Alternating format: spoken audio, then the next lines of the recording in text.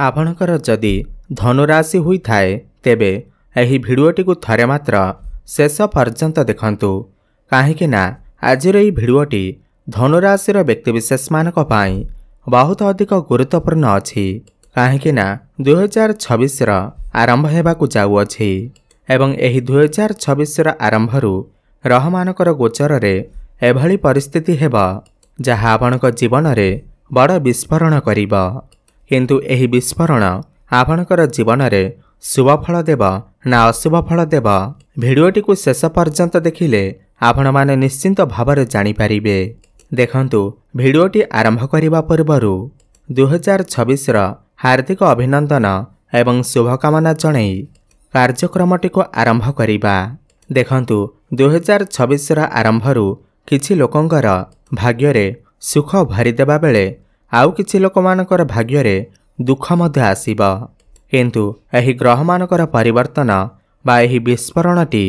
आपणकर राशि रे आपणकर जीवन रे किभली परिवर्तन आनिबा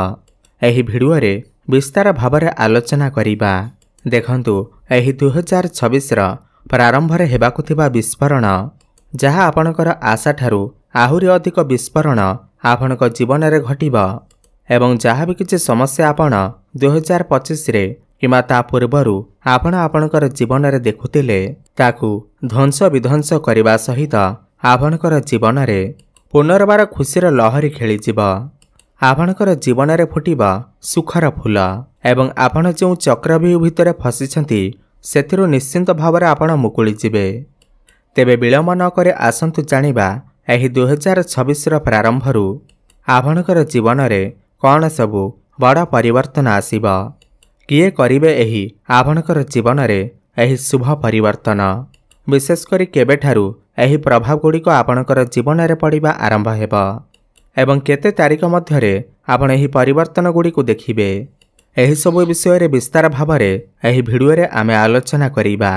ता सहित कौन आपण को उपाय करिबा को पड़िबा जहा आपणकर शुभाशुभ फल को द्विगुणित करिबा। एही भिडियोटी को आपण शेष पर्यंत देखिले निश्चिंत भावरे जानि पारिबे सेथिपई आपण भिडियोटी को शेष पर्यंत देखंतु। एहा पूर्वरु जदि आपणकर भी धनुराशि हुई थाए एवं आपण भी ईश्वर को सच्चा हृदय रे भक्ति करंती विश्वास करंती तेबे एही भिडियोटी को लाइक करी कमेंट बॉक्स रे जय मां लक्ष्मी जय जगन्नाथ अवश्य लिखि दियंतु। देखंतु आगामी 120 दिन देवगुरु बृहस्पति ईश्वर कृपारू निजर गोचर रे बहुत अधिक शक्तिशाली हेबा पाई जाउछंती माने तांकर चलन रे करिवे बकरी मोड़ एवं एही उच्च स्थिति रे गुरुंकर बकरी हेबा आपणकु चमत्कारी फल प्रदान करिबा एवं एही 2026 प्रारंभटी आपणक पाई आशीर्वाद स्वरूप रहिबा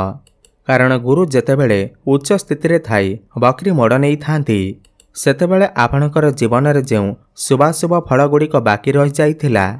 ताहा सब पूर्ण करिबा आरंभ करिवे। सेथिपाई आपणकर एही नवेम्बर मास 11 तारिख ठारू मार्च मास 11 तारिख पर्यंत निश्चिंत भावरे आपणकर जीवन रे शुभ परिवर्तन आसीबा किंतु आपणकर धनु राशि रे केउ गृह रे बृहस्पति बकरी हेबे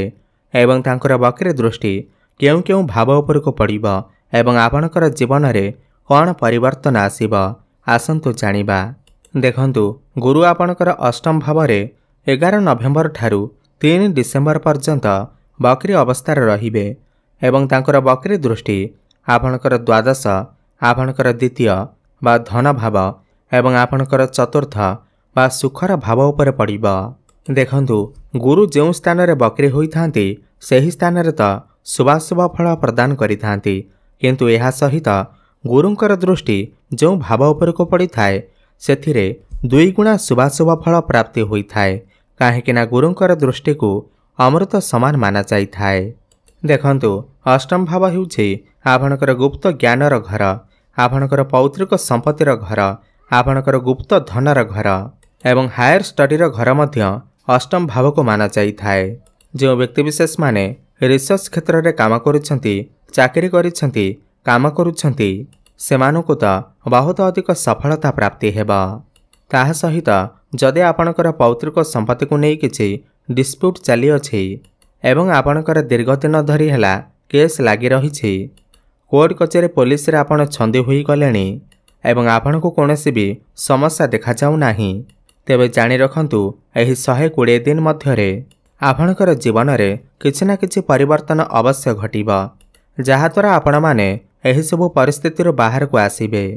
ताहा सहित जदि आपण को आपणकर प्राप्य प्राप्त हेउ नथिला एवं आपण आपणकर प्राप्य ठारू वंचित रहिथिले तेबे आपण को मध्य आपणकर प्राप्य मिली जिबा एवं देखंतु एही समय रे आपण को किछि गुप्त धन मध्य प्राप्ति होई पारे एवं जदि आपणकर पैसा काहा पाखरे फसी रहिथिला कोनोसी व्यक्ति आपणक ठार पैसा नै फेरस्त करू नथिला तेही आगामी 120 दिन मध्यरे आपणक आपणकर पैसा बहुत सहजरे मिली जिबा एवं देखंतु गुरुंकर पंचम दृष्टि जेहेतु आपणकर द्वादश घर उपरको रहुअछि आपणकर विदेश जिबार जदि प्लानिंग थिला आपण जदि विदेश जावाक चाहूले आपणकर पाठपढ़ा को नहीं हेउ किमा आपण चाकरी करिबा पई हेउ तेबे आपणकर समस्त समस्या दूर होई जिबा एवं जदि भी कोनोसी व्यक्ति विदेश रे रही कोनोसी भी काम कार्य करूछंती व्यापार करूछंती किमा चाकरी करिछंती सेमानको एही समय मध्यरे बहुत अधिक शुभफल प्राप्ति हेबा किमा जदि आपण किछि तीर्थ यात्रा करिबा पई प्लानिंग करूछंती किमा कोनोसी दूर स्थान को जिबा पई प्लानिंग करूछंती सेही सब अभिलाष मध्य आपणकर पूर्ण होई जिबा एवं जो व्यक्ति विशेष माने मेडिकल लाइन रे अछंती किंबा मेडिकल रिलेटेड किछि भी काम करूछंती जो माने भी एनजीओ संस्था रे अछंती सेथिरे मते आपणकु शुभफल प्राप्ति हेबा एवं देखंतु गुरुंकर पंचम दृष्टि जेहेतु आपणकर द्वादश घर उपर को रहुअछि आपणकर अर्थ खर्च हेबार बहुत अधिक संभावना रहुअछि काहेकि ना द्वादश भाव खर्चर भाव होइथाय लसर भाव होइथाय आपण जदि एही समय रे अर्थ को कोनोसी भल जगार इन्वेस्ट करंती तेबे आपणक पई शुभदायक रहिबा एही समय रे कोनोसी धार्मिक कार्य रे मध्य आपणकर किछि पैसा मते खर्च होई पारे सेथि पई आपण जदि एही समय रे पैसा को सेविंग्स करि दियंती किमा भल जगार इन्वेस्ट करि दियंती तेबे आपण को शुभफल प्राप्ति हेबा। ता सहित गुरुंकर सप्तम दृष्टि जेहेतु आपणकर द्वितीय भाव पर रहुअछि तो आपणकर जो आर्थिक समस्या चालू अछि आपणकर लोन बढ़ी गलानी कर्ज बढ़ी गलानी आपण सुझिबाकू चाहुचंती हेले सुझी पारु नाहंती तेबे एही 120 दिन मध्यरे आपण निश्चित भाव परिवर्तन गुडी को देखि पारिबे आपण आपणकर ऋण कर्ज को सुझिबारे सक्षम हेबे आपण एही समय रे पैसा मते संचय करिवे किंबा काहाठारू आपणक पाखकू अर्थर साहाय्य मध्य आसी पारे आपणकर बैंक बैलेंस बढ़िबा आपणकर डेली इनकम मध्य बढ़िबा अटिक रहितबा धन आपणको मिली जिबा जहा फल रे आपणकर जहा भी किछि आर्थिक समस्या रहुतिला ताहा सब दूर होई जिबा एही समय रे आपण आपणकर कथा द्वारा केते सब कार्य मध्य हासिल करि देबे लोक माने आपणकर बाणी द्वारा आपणक आडू को आकर्षित हेबे पारिवारिक सुख आपणको प्राप्ति हेबा घर परिवार रे जदि किछि मन मनांतर चलीथिला ताहा सब दूर होई जिबा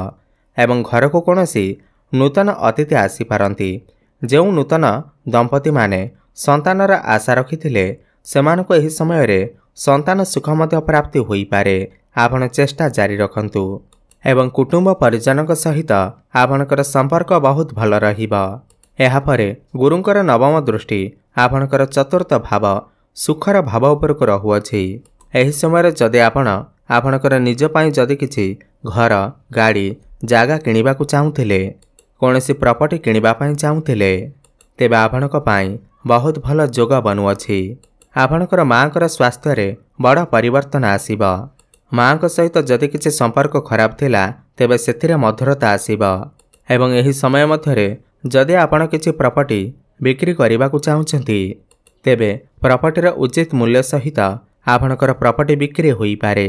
देखंतु 3 डिसेंबर ठारू 11 मार्च पर्यंत गुरु आपणकर सप्तम भाव रे रहिबे माने 2026 र प्रारंभ समय रे जो धनु राशि रे व्यक्ति विशेष मानकर विवाह रे विलंब हेउथिला विवाह रे समस्या देखा देउथिला आपण विभिन्न प्रकार बाधा विघ्नर सम्मुखीन हेउछंती तेबे मध्ये आपणकर एही सब समस्या गुडी को दूर होई जिबा आपणकर घर को वर्तमान विवाह प्रस्ताव मान आसीबा एवं विवाह मध्य स्थिर हेबा आपणकर वैवाहिक जीवन में जदि किछि मन मनांतर समस्या चलीअछि एवं घर परिवार भितर अशांति रहीअछि ସେହି ସବୁ କ୍ଷେତ୍ରରେ ଆପଣ ଶୁଭ ପରିବର୍ତ୍ତନ ଦେଖିବା ପାଇଁ ପାଇବେ।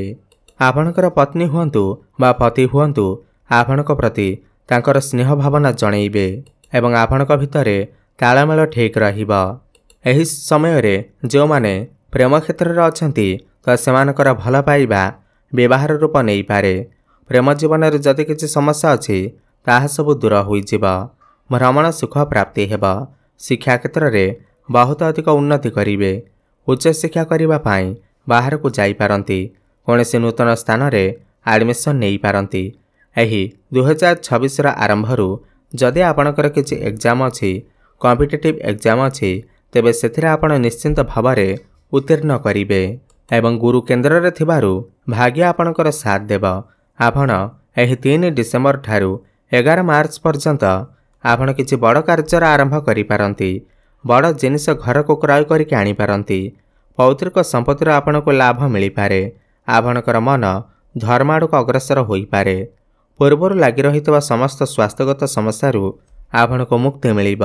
ଆପଣ ସ୍ୱାସ୍ଥ୍ୟବାନ ଅନୁଭବ କରିବେ। ତେବେ ଗୁରୁଙ୍କର ଏହି ଶୁଭାଶୁଭ ଫଳକୁ ଦ୍ୱିଗୁଣିତ କରିବା ପାଇଁ ଆପଣ ପ୍ରତ୍ୟେକ ଦିନ ଗୁରୁଙ୍କର ବୀଜମନ୍ତ୍ରର ଜପ ଅବଶ୍ୟ କରନ୍ତୁ। ଓମ୍ ଗ୍ରାମ୍ ଗ୍ରୀମ୍ ଗ୍ରୌମ୍ ସହ ଗୁରବେ ନମଃ 108 ଥର ପ୍ରତ୍ୟେକ ଦିନ ଜପ କରନ୍ତୁ। ଏହା ସହିତ ପ୍ରତ୍ୟେକ ଦିନ